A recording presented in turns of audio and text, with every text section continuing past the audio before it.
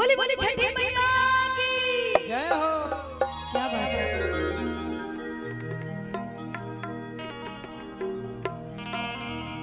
ओम सूर्याय नमः। ओम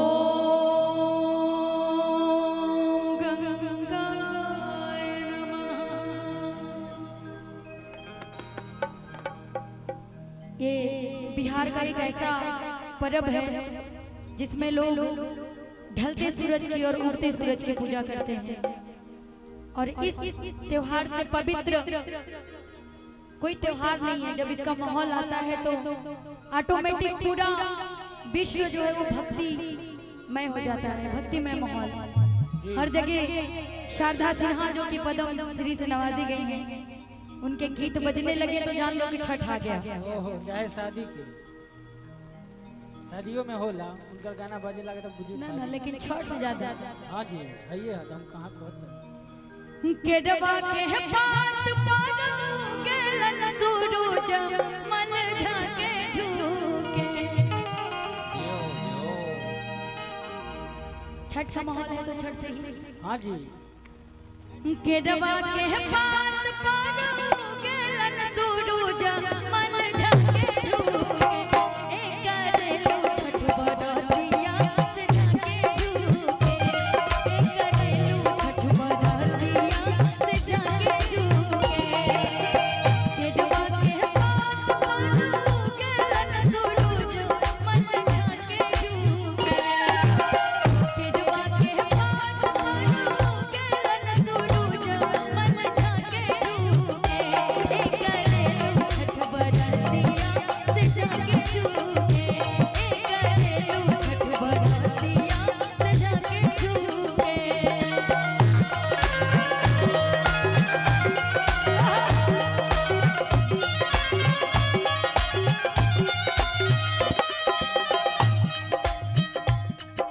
इधर से जो हमारी माता बहन तालियां बजाते रहिए हम लोग, तभी ना छठ सुनने में मजा आएगा।